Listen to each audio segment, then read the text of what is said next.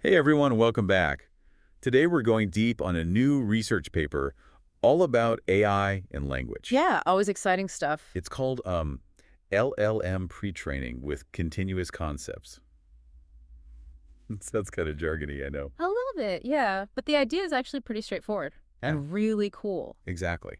And you don't need to be a computer scientist to get it. Basically, it's about helping AI understand the meaning behind words. Like, really understand, not just match patterns or predict the next word in a sentence. Right, think about it. Current AI, especially those language models everyone's talking about, they're often trained by predicting what word comes next. Which is amazing, don't get me wrong.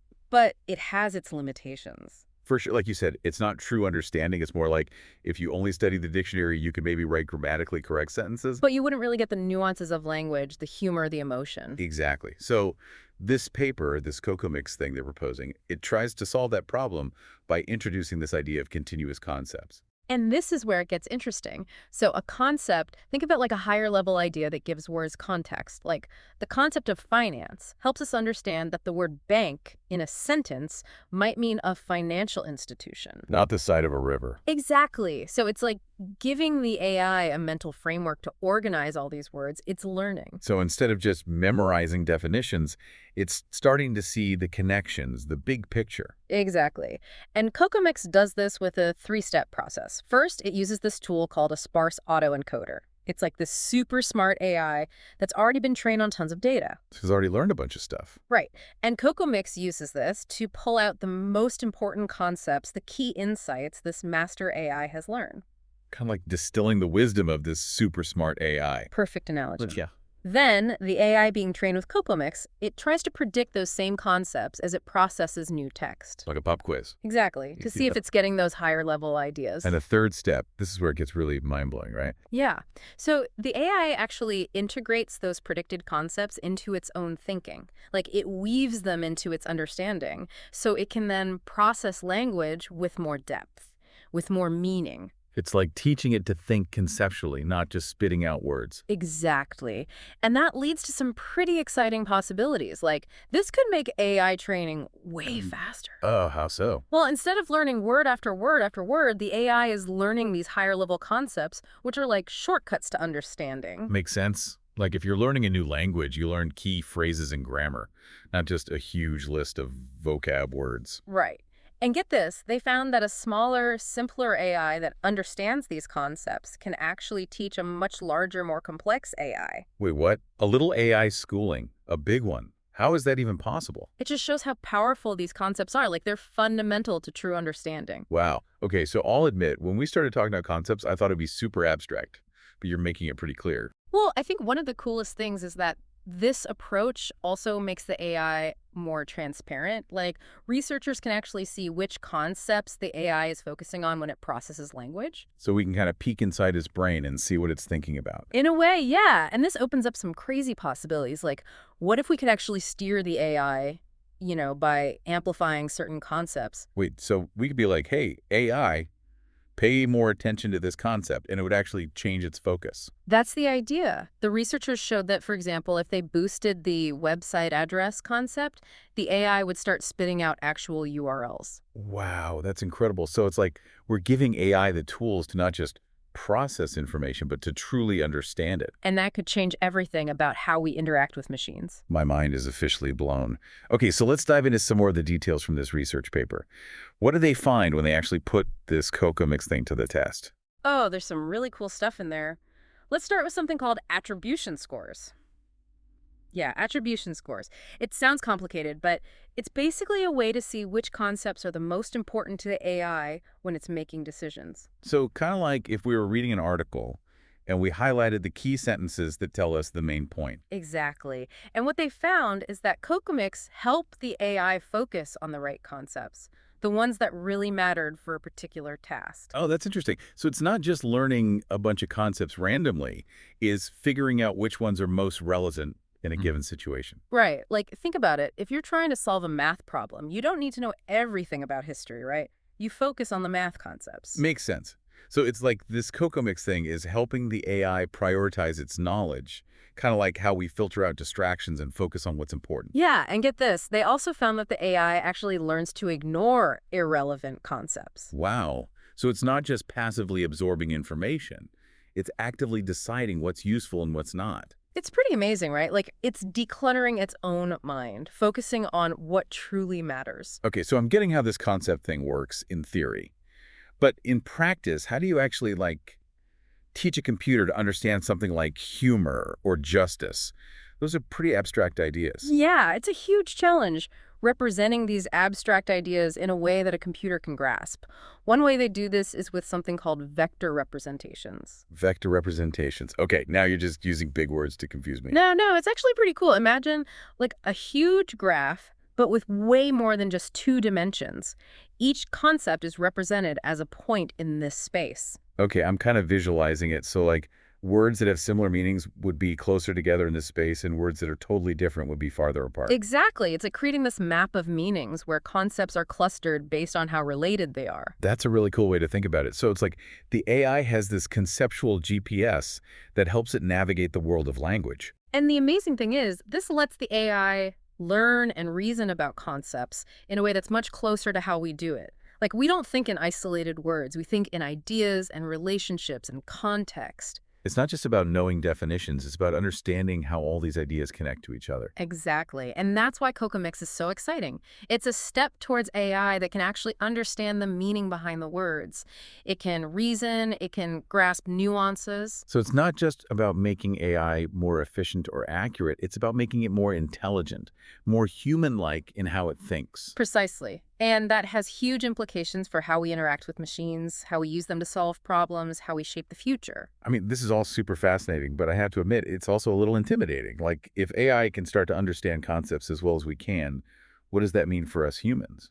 That's the big question, isn't it? And it's something we as a society need to start thinking about seriously. But ultimately, I believe AI, even with all its potential, should be a tool that empowers us, not replaces us. So it's about finding ways to collaborate with AI, to use its strengths to complement our own, to work together to solve those big problems you were talking about. Exactly. To harness the power of AI for good, to make the world a better place. Okay, that's a vision I can get behind. But let's be real, this research is still pretty early stage, right? Yeah. What are some of the challenges researchers are facing as they try to build these concept-driven AI systems? Oh, there are tons. One of the biggest is scalability. Like, these models we've been talking about, they take a ton of computing power to train and run. So even though the results are impressive, it's not something we can easily apply to every AI problem just yet. Not yet. But researchers are working on making them more efficient. And with all the advancements in hardware and software, I think we'll see some major progress in the next few years. That makes sense. I'm also curious about, the ethics of all this. If AI can understand concepts like fairness or justice, could it also be biased? Like, could it inherit our own human biases? That's a really important point. Like, any AI system, even ones trained on concepts, they're only as good as the data they're trained on. And we know data can reflect existing biases in society. So we have to be really careful about how we train these systems, how we choose the data, and how we check that they're not perpetuating harmful stereotypes. Absolutely. And it goes beyond just the data. We need to think about the goals and values we're embedding in these AI systems. We need to make sure they're aligned with human values, with our vision of a just and equitable society. It sounds like this is not just a technical challenge, it's a societal and ethical one too. It's really forcing us to re-examine our relationship with technology, with intelligence itself. It is. And those are tough conversations to have. But they're crucial if we want to create a future where AI truly benefits all of humanity. This has been an incredible conversation. So insightful, so thought-provoking. I feel like I've learned so much, not just about the tech behind AI, but about the bigger picture, the potential impact on our world. I'm glad to hear that. It's been great chatting with you and sharing these ideas with our listeners. So before we move on to the final part of our deep dive, any last thoughts you want to leave our listeners with? I think the key takeaway here is that AI is no longer just about crunching numbers or following rules. It's about understanding, reasoning, making connections in a way that's becoming more and more like how humans think. And that's both exciting and challenging. It's up to all of us to shape the future of AI in a way that benefits everyone. That's a powerful message. And on that note, we're going to wrap up part 2 of this deep dive. Be sure to join us for the final part, where we'll explore some real-world applications of this technology and discuss what it could mean for the future of different industries. Welcome back to our deep dive on AI and concepts. It's been a wild ride so far. Yeah, we've covered a lot of ground, from theory to, the philosophical implications. Totally. But now let's bring it down to earth a bit. How could this CoCoMix thing actually be used in the real world? What kind of impact could it have? Oh man, the possibilities are huge.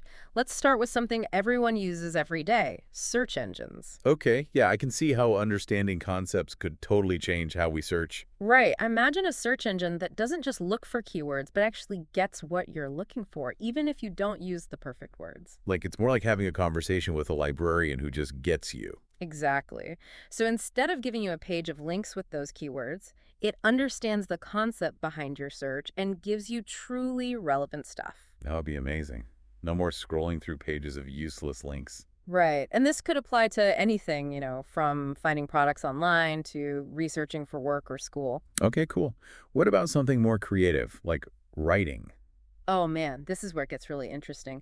Imagine a writing assistant that not only checks your grammar, but actually helps you brainstorm, structure your arguments, even find the perfect words. So like a co-writer that helps you refine your thoughts and make your writing more powerful. Exactly. It could even suggest different angles or help you get over writer's block by throwing out relevant concepts. That would be huge for writers.